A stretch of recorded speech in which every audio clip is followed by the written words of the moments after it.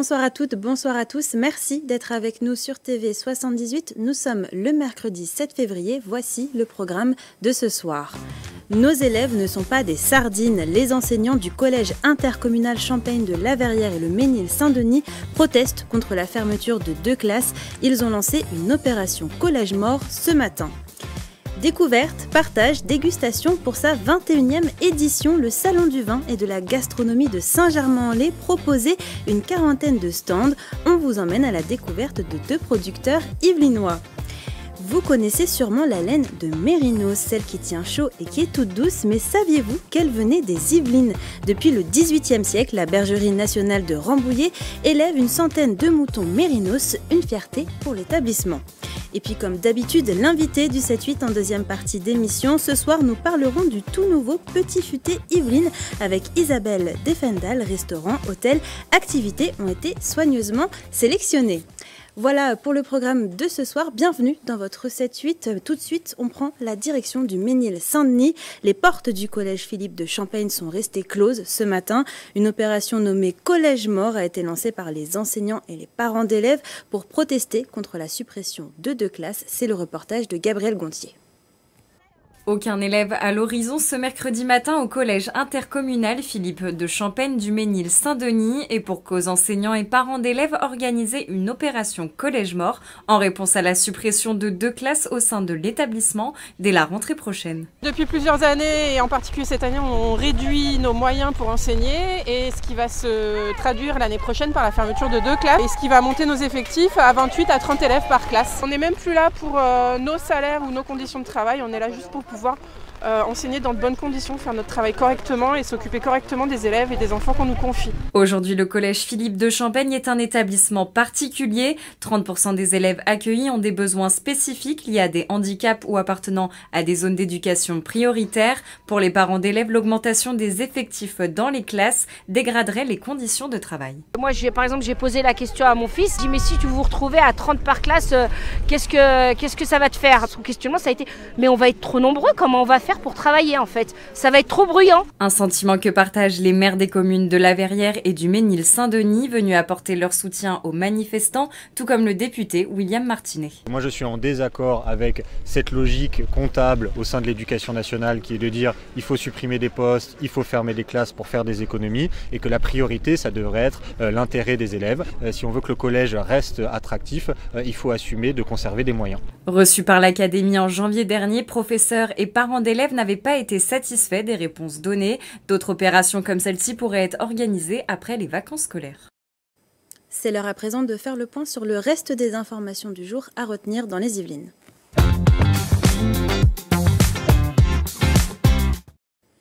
Et c'est avec vous, Mickaël Elmidoro, bonsoir. Bonsoir. On commence ces infos du jour avec l'hommage national rendu aux 42 victimes françaises suite à l'assaut du Hamas le 7 octobre dernier. Emmanuel Macron a présidé la cérémonie aux Invalides ce matin. D'autres cérémonies se sont aussi tenues un peu partout en France, comme à Montigny-le-Bretonneux. Effectivement, Mathilde, la commune de Montigny-le-Bretonneux a tenu sa cérémonie dans la salle du conseil municipal de l'hôtel de ville, un moment de recueillement avec un discours de rassemblement, de paix et de fraternité. S'en est suivi une minute de silence avant une Marseillaise. Une cinquantaine de personnes étaient présentes. Parmi elles, le rabbin de Saint-Quentin en Yvelines, Mandel Nizenbaum. On l'écoute. C'est bien sûr la mémoire des victimes, mais surtout, c'est combattre l'antisémitisme et que cette fois-ci sera vraiment le plus jamais, c'est-à-dire accepter l'autre et être pour une fois tous ensemble en paix et en harmonie. On parle en Israël de plusieurs centaines de personnes qui se sont cet après-midi réunies au même moment où le président de la République faisait son hommage aux Invalides, c'est-à-dire que ça a été pris, pas seulement bien pris, se sentir soutenu dans un même combat. Une information qui vient de nous parvenir à présent, Mickaël. D'après le Parisien, le Conseil des ministres du jour a acté le départ du préfet des Yvelines, Jean-Jacques Brault. Oui, Mathilde, Jean-Jacques Brault quittera ses fonctions à la préfecture du département le 2 mars prochain. Arrivé en avril 2018, le haut fonctionnaire de 68 ans aura notamment géré la crise sanitaire, l'assassinat de Samuel Paty ou encore la préparation des Jeux Olympiques dans les Yvelines. On connaît son remplaçant, il s'agit de Frédéric Rose, actuel conseiller à la sécurité du président de la République, Emmanuel Macron.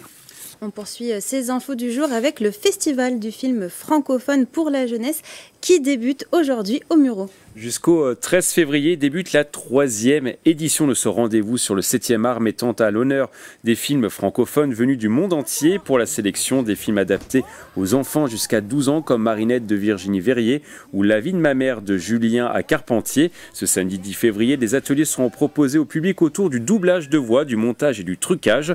Une belle occasion de découvrir tous les secrets de la réalisation des techniques du cinéma. On regarde tout de suite un extrait de la bande-annonce d'un des films sélectionnés pour ce festival. Je suis trop fan. Je peux prendre celle-ci? Non. Juste avec Diva. Arrête! Je veux juste qu'on fasse connaissance, y'a quoi? Dégage avec ton chamuseau! Je ne voyage pas en soute! Madame, je vous le dis pour la énième fois, votre chat est en sécurité.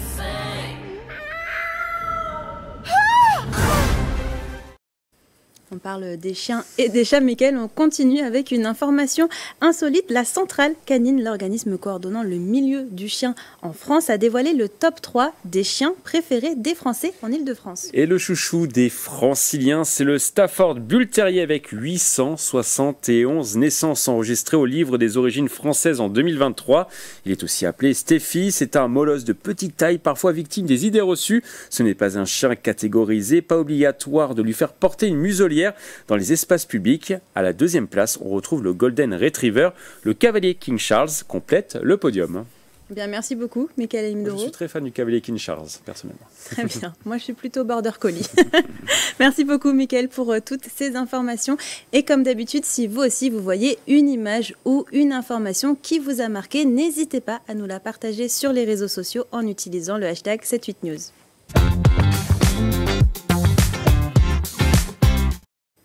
Toujours aussi riche en goût et en découvertes, le week-end dernier avait lieu la 21e édition du Salon des vins et de la gastronomie organisée par le Lions Club de Saint-Germain-en-Laye. Une quarantaine d'exposants présentaient leur savoir-faire. L'occasion pour nous de découvrir 2 producteurs yvelinois. C'est le reportage de Mickaël Elmidoro et de Clara de Frutos. Foie gras de Normandie, vin du Languedoc-Roussillon ou encore escargot des Yvelines. Les produits du terroir étaient à l'honneur ce week-end au Manège Royal de Saint-Germain-en-Laye. Pour sa 21e édition, le Salon du vin et de la gastronomie accueillait une quarantaine d'exposants. L'objectif, donner l'eau à la bouche aux visiteurs pour faire découvrir les produits des différentes régions françaises. Très très bons producteurs, avec un échantillon un peu de toutes les régions.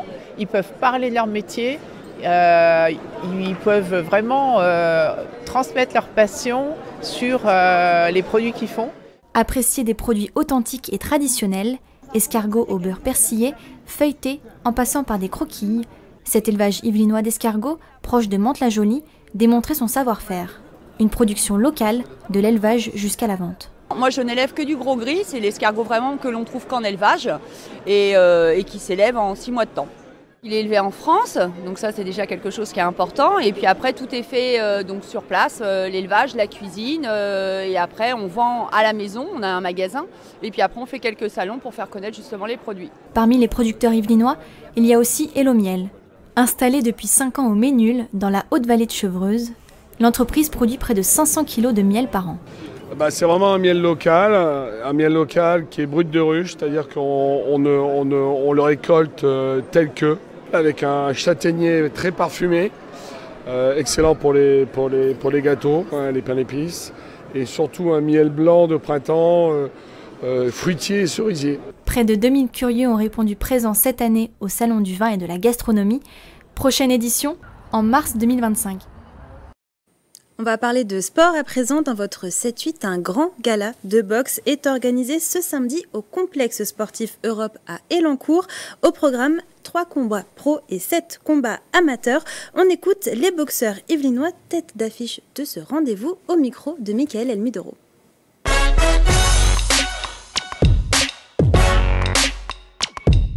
Ça fait super plaisir parce qu'on boxe à la maison. Donc déjà on est chez nous, sur nos terres, nos proches vont pouvoir venir nous voir, nous donner de la force, nous supporter, donc ça fait super plaisir. Pareil, ça fait toujours plaisir, on boxe chez nous, il y aura nos proches, mais c'est aussi là qu'on doit prouver, c'est aussi là qu'on va un peu plus avoir la pression, mais il n'y a pas de souci, on saura la gérer. Pour l'instant, je la ressens pas. Peut-être qu'elle devrait être là. Pour l'instant, je la ressens pas tant que ça. On verra le jour J si elle monte, mais en tout cas, j'espère qu'on saura en faire de bonnes choses. Moi non plus, je ressens pas trop de pression pour le moment. Me connaissant, je pense que j'aurai pas forcément de pression le jour J non plus par rapport au fait qu'on soit des têtes d'affiche. D'ailleurs, il en manque un, Nassim Amitouche, qui est notre camarade et notre ami et qui boxe mais qui pouvait pas être là ce soir. Donc on est 3 têtes d'affiche. Par rapport à ça, non, j'ai pas forcément de pression et je pense pas en ressentir par rapport à ce point-là, en tout cas le jour J. Venez nombreux, venez nous donner de la force parce qu'on va faire le spectacle. En tout cas, on va vous faire des gros combats, des beaux combats, on va tout faire pour. Et en plus, avec la victoire, ça serait la cerise sur le gâteau, mais c'est pour ça qu'on s'est entraîné. Et puis ça va le faire. Venez nombreux, ramenez tout le monde. Ça va être une super soirée. Il n'y aura pas que nous, il y aura aussi des boxeurs amateurs de tout niveau. Il y aura des débutants, des novices, des élites. Donc ça va être une super soirée boxe. Venez nombreux, ça va être cool.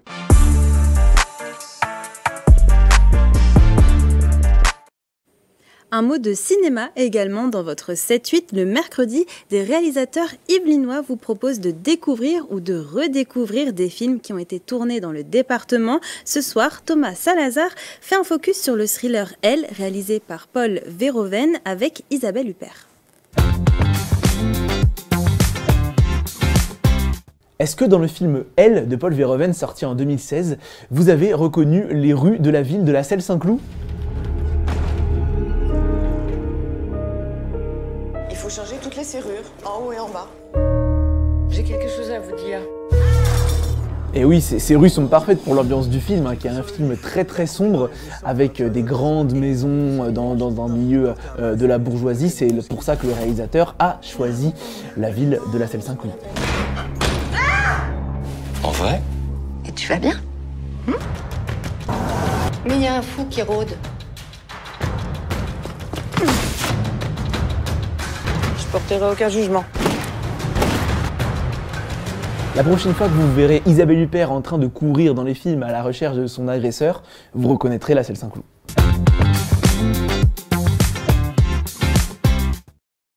Et d'ailleurs, ce film a également été tourné dans une villa à Saint-Germain-en-Laye. On poursuit cette émission avec un nouveau numéro des animaux du 7-8.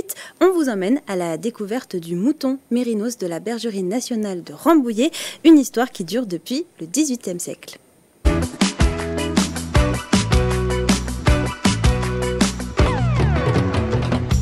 Gérald Roseau, je suis le responsable d'exploitation ici à la bergerie nationale de Rambouillet.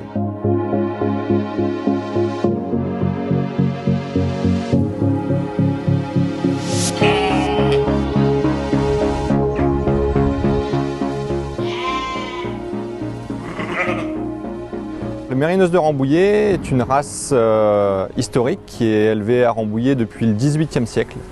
C'est le roi Louis XVI à l'époque qui a importé cette race en provenance d'Espagne pour ses qualités lainières. Et donc c'est une race qui a été sélectionnée et élevée à Rambouillet depuis 1786 pour être très précis. Alors la spécificité du mérinos, évidemment, c'est la qualité de sa laine. Tout d'abord sa finesse, c'est une laine très fine qui permet de pouvoir porter les vêtements qui sont faits avec de la laine de mérinos à même la peau. C'est une laine qui ne va pas piquer, parce que contrairement à la plupart des autres races qui ont une finesse alors qu'on mesure en microns, qui va être de l'ordre de 30 à 40 microns pour les races générales en France, on va dire. Pour le mérinos, on va être entre 18 et 20 microns, donc quasiment moitié au niveau de la finesse. Et donc ça va permettre d'avoir une laine de très bonne qualité.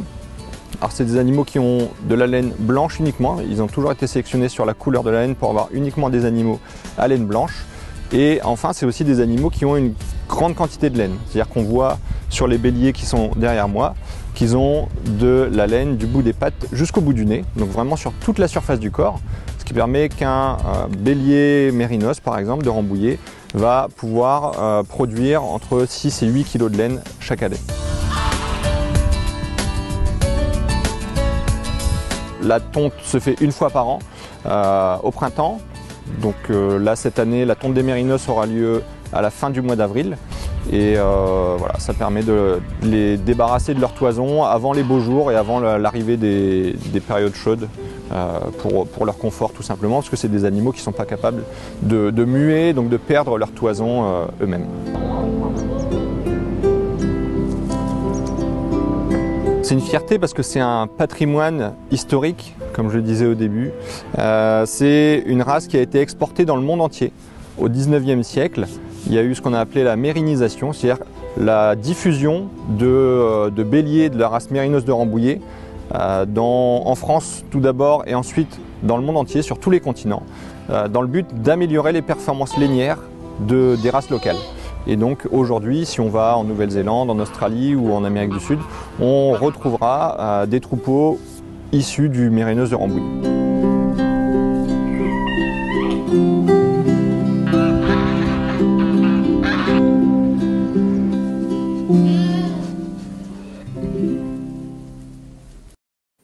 Et c'est bientôt l'heure de passer à l'invité du 7-8, mais avant, je vous propose de jeter un coup d'œil à la météo de demain.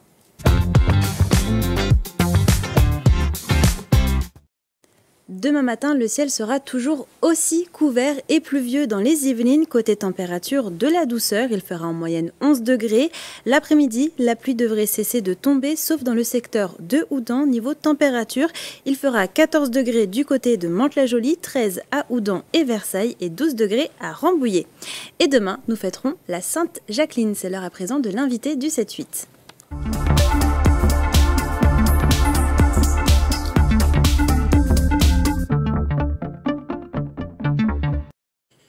Et l'invitée de ce soir, c'est la responsable de l'édition du tout nouveau Petit Futé Yvelines, Isabelle Defendal. Bonsoir. Bonsoir. Alors, l'édition 2024 du Petit Futé Yvelines que vous voyez ici présent est sortie aujourd'hui dans les librairies. Qu'est-ce qu'on retrouve dedans ? C'est ça. Alors, on retrouve, pour ce qui est du guide départemental, donc, on a les loisirs, nous avons les hébergements. Ça peut être des hébergements atypiques aussi. Et nous avons donc les produits de bouche. Et puis le patrimoine de pierre, le patrimoine naturel. Qu'est-ce qui a changé depuis la dernière édition qui date d'il y a 4 ans ? Oui, à peu près. Puisqu'en fait, c'est les événements qui nous ont obligés à nous arrêter, vu qu'on est sur le terrain aussi. En fait, on a fait un petit peu comme le best-seller breton, le guide Morbihan, qui est vraiment très intéressant parce qu'on a travaillé sur les terroirs. En se libérant un petit peu des agglomérations, des agglos. Et en fait, on travaille sur des cheminements touristiques, des cheminements. Voilà, on a décidé donc de le créer en 5 parties, avec diviser donc le territoire yvelinois en 5 parties, ce qui est plus intéressant dans le sens où on a Versailles qui rayonne. Et ça permet aussi aux autres d'avoir un peu de lumière aussi. Et donc vous me le disiez aussi, il y a des nouvelles catégories qu'il n'y avait pas avant. Alors on a des nouvelles catégories avec Marine, mon auteur, qui a bien travaillé sur tout ce qui est culturel. Ça peut être des auteurs, les auteurs donc, qui ont vécu dans les Yvelines. Les écrivains célèbres. Les écrivains célèbres. On a aussi même des humoristes. On n'est pas sectaire, on parle aussi du présent. Et puis, qu'est-ce qu'on a d'autre ? On a des découvertes, de la culture aussi musicale. On parle des maisons aussi de certaines personnalités. Voilà, on a considéré que créer un guide avec une partie magazine était intéressant aussi. C'est vrai que notre territoire est riche. Alors pour en apprendre un peu plus sur l'écriture de ce guide 100% Yvelines, je vous propose de regarder le reportage de Gabriel Gontier. Fin janvier, l'équipe et les partenaires du Petit Futé se sont réunis au domaine de la jeunesse. Après 4 ans d'attente et près d'1 an de travail, l'édition 2024 du Petit Futé Yvelines va enfin voir le jour. Dans cette nouvelle version, restaurants, hôtels ou encore lieux culturels autour de chez vous ont été soigneusement sélectionnés. C'est la qualité des produits, la qualité d'accueil, la qualité aussi géographique aussi. On ne boude personne dans la qualité. On peut avoir des restaurants étoilés comme des petites auberges avec une petite grand-mère qui fait des plats justement de grand-mère. Cette année, l'auteur de cette édition est Marine Pasquet-Saez. Pour cette Yvelinoise d'adoption, l'écriture du guide lui a permis de redécouvrir le département. Il y a un travail de recherche parce que le guide n'avait pas été mis à jour depuis 2020, donc il fallait vérifier au niveau des prix, si les restaurants étaient toujours ouverts, les nouveautés qui se sont ouvertes entre-temps. Même moi qui habite dans les Yvelines, ça me donne de bonnes idées de balades. Depuis plus de 40 ans, le Petit Futé est un incontournable des guides touristiques. Faire partie de la sélection du livre est une fierté pour les établissements. Pour nous, la fierté, c'est d'être sur la couverture. C'est-à-dire que le domaine de Dampierre se trouve sur la couverture. Ça veut dire que ça y est, notre travail depuis 5 ans de mise en place de la notoriété du domaine de Dampierre, et bien évidemment, on devient un des monuments emblématiques des Yvelines. On espère que ça va faire venir du monde qui vont venir nous voir sur ce beau domaine où on a à la fois du patrimoine, des animaux, de la nature, et on représente assez bien les Yvelines pour ça. Et des visiteurs dans les Yvelines, il devrait y en avoir en 2024 avec les Jeux olympiques et paralympiques. Pour répondre à la demande, près de 15 000 exemplaires seront en vente dès le 7 février. Alors, est-ce que ce guide d'environ 280 pages s'adresse, 288 exactement, s'adresse uniquement du coup aux touristes ou il s'adresse aussi aux Yvelinois? Alors, les Yvelinois sont des touristes. Ils se baladent le week-end. C'est des touristes qui ne sont pas occasionnels. Donc non, c'est pour les Yvelinois, pour les Franciliens. On a beaucoup de Parisiens qui arrivent à dépasser le périph', ce qui est très compliqué parfois, pour aller passer une semaine au mois d'août, même dans les Yvelines. Hein. Les Yvelines, c'est une terre où ils retrouvent de la campagne pour s'évader. On a des collines, la campagne, on a la Seine, on a la forêt, une des plus grandes forêts, quand même, la forêt de Rambouillet par exemple. Enfin, c'est 22 000 hectares, ce qui est quand même énorme. On a d'autres forêts aussi. On a des champs, enfin, c'est très bucolique aussi. On a un patrimoine de pierre assez fabuleux. Comme on a aussi on a le château de Dampierre qui est en train d'être restauré par Monsieur Muliez, dont j'ai pu faire l'interview. On a un extrait en tout cas de l'interview sur le château et les millions qu'il a pu mettre aussi en tant que mécène. Donc c'est une découverte incessante, même pour moi. Et alors, comment est-ce que vous avez sélectionné les villes aussi, parce qu'elles sont très nombreuses? Comment est-ce que vous décidez de telle ville va être dans le Petit Futé Yvelines 2024? Alors ça, c'est un travail assez ancien quand on a démarré le guide Yvelines. Après, on peut très bien faire évoluer ça. Moi, j'aime bien aussi intégrer des découvertes et des villages. Il y a un côté toujours découverte dans le guide. C'est vraiment on fait un petit cheminement comme ça et on fait des surprises aux lecteurs puisqu'on a des habitués, puis on a des nouveaux chaque année qui décident de prendre tel millésime entre guillemets. Donc on a un cheminement. On essaye de couvrir le territoire. Après, c'est une question aussi de ce qu'on veut présenter de la ville. Il y a des critères aussi que vous devez suivre? Alors, les critères, c'est le patrimoine de pierre, c'est les produits de bouche, c'est tout ce qui est logement et c'est aussi les loisirs. Et donc, plus une ville est riche dans ces critères, plus elle va avoir 1 à 3 étoiles? Alors, on n'a pas d'étoiles, nous. D'accord. Nous, on n'a pas d'étoiles. On a des petits soleils sur le site, par exemple, pour les avis. Mais on donne des avis, plutôt. On développe un peu le sujet. On parle de bons produits, on parle de produits frais, on parle de décoration, on parle de situation géographique aussi.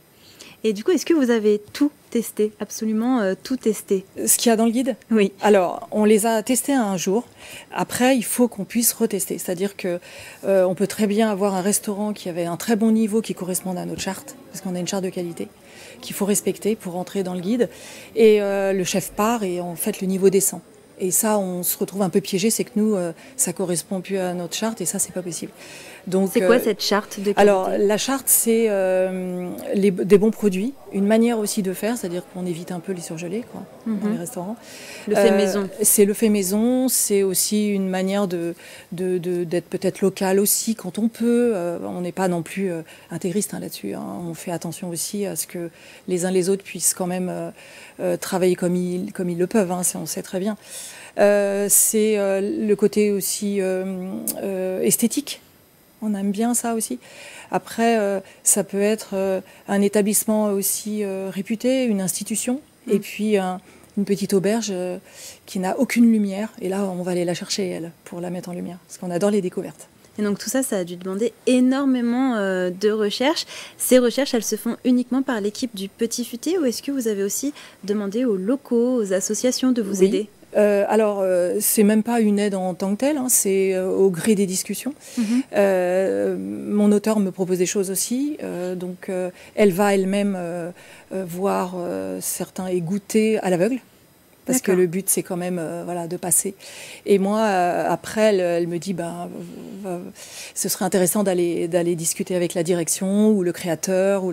C'est un peu ça. Parce qu'on rentre un peu dans les secrets des uns des autres. On a des anecdotes aussi assez folles. Donc voilà, on est sur le terrain. Moi, je suis beaucoup sur le terrain. Mon auteur l'est aussi de temps en temps. Et l'idée, c'est que l'ensemble du guide soit testé, vu, etc. Dans les créations et les nouveautés, je ne les mets pas, en tout cas je ne les propose pas au rédac chef et à la maquette, donc si on n'a pas été les visiter, je ne suis pas allée discuter avec le directeur ou le propriétaire et voir sur place. D'accord. Et donc vous êtes venu avec la plaque Petit Futé 2024 qui est d'ores et déjà... C'est ça, donc cette plaque, c'est le label, hein, tout simplement. Si vous correspondez à la charte et vous rentrez dans le guide, vous pouvez l'obtenir. Et donc ça prend combien de temps pour sortir un guide comme celui-ci ? Alors ça peut prendre 7-8 mois, mais celui-là a pris 1 an. D'accord. Parce que il y avait beaucoup trop de choses à mettre en place, puisqu'on changeait la charte. Hein. L'organisation du guide a changé, et du coup il a fallu aussi qu'on fasse un ping-pong dans les équipes. Il y a des discussions. Moi, je suis sûre, je crapahute, je me balade beaucoup dans les Yvelines, et donc il y a des choses que le rédacteur en chef ne veut pas forcément, et il faut discuter pour lui expliquer pourquoi c'est judicieux de le mettre. Et est-ce que vous espérez plus de ventes aussi ? Alors on sait que c'est quelque chose qui se vend très bien, qui plaît beaucoup, mais est-ce que vous espérez plus de ventes notamment avec les Jeux Olympiques de Paris 2024 ? Il y a toujours des progressions par rapport à tout un tas d'événements, mais oui. On nous sollicite aussi, même pour des guides en parallèle de celui-là, des guides sur mesure, justement en vue des Jeux Olympiques. On est sur plusieurs guides qui viennent d'arriver et qui vont certainement être en vente aussi en parallèle des Yvelines et sur les Yvelines. Effectivement, je crois qu'on a 6 épreuves dans les Yvelines, ce qui est assez énorme.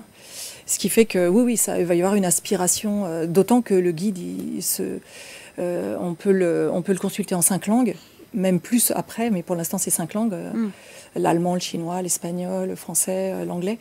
Donc oui, c'est même pas de l'espoir, on pense qu'on est même sûr d'avoir une belle aspiration comme ça. Alors vous parlez de nombreuses anecdotes au fur et à mesure de l'écriture de ce livre. Est-ce que vous avez un coup de cœur, vous, personnel, concernant un restaurant par exemple ? Alors on a des top 5. Donc je ne vais pas vraiment citer les top 5 parce qu'il y en a qui vont être un peu jaloux des autres sinon. Mais non, il y a des découvertes humaines, des gens qui touchent, la manière de travailler aussi. J'ai par exemple, je n'arrive jamais à retenir le nom de la... C'est à Aulnay-sur-Mauldre, donc c'est les Hauts-du-Val, c'est un gîte de Gilberte. Qui est très bucolique, qui est un vrai petit paradis. Moi, je le conseille vraiment. Alors, pour l'anecdote, j'ai découvert un village qui est Montainville. C'est le village de Bourville. Il est enterré là-bas, d'ailleurs. Et de fil en aiguille, j'ai découvert donc une auberge avec la cuisine des Lulu, Lucille et Lucie. D'accord. Qui sont 2 jeunes cuisinières, enfin des filles qui sont vraiment adorables et qui font aussi de la cuisine très recherchée, très, très élaborée aussi et très simple aussi. Une sorte de mélange comme ça, gastronomique. Et donc c'était intéressant d'aller les voir. Et en face, on avait un gîte intéressant puisque c'était la Fauconnerie du Roi, qui est en fait un ancien bâtiment du XVIIe qui appartenait avec un mur de 2 ou 3 mètres et avec des écuries et qui appartenait au grand fauconnier du roi Louis XIII, puis du roi Louis XIV. Ils élevaient les faucons dans cet endroit. Donc il reste encore le bâtiment, l'intérieur est préservé et ça a été vraiment fabuleux. Et l'anecdote, c'est que j'ai vu des photos de Johnny Depp assis dans le fauteuil en face de là où j'étais. Et en fait, il a pris ces quartiers-là, il a loué tout le bâtiment et tous les locaux, il a mis à la porte les propriétaires. Et pourquoi il était là ? En fait, pour le film de Maïwenn sur Louis XV. Et donc, voilà, et l'équipe venait manger chez les Lulu, dans l'auberge donc de Motinville. Donc c'est des petites anecdotes sympas. Oui, c'est une belle anecdote. Et puis il allait dans les écuries pour peindre, faire sa musique, voilà. Il faisait sa vie. C'est un Gilles. Oui, il changeait les meubles historiques de place, des choses comme ça. Mais moi j'adore ces petites anecdotes, c'est assez sympa. Eh bien, merci beaucoup Isabelle Defendal d'avoir répondu à nos questions et d'avoir accepté notre invitation en plateau. Je le rappelle, vous êtes la responsable d'édition du tout nouveau Petit Futé Yvelines 2024. Alors si vous êtes intéressé, il est d'ores et déjà disponible en librairie. Et c'est la fin de cette émission. Merci pour votre fidélité. Je vous souhaite une belle soirée sur TV78. Prenez soin de vous.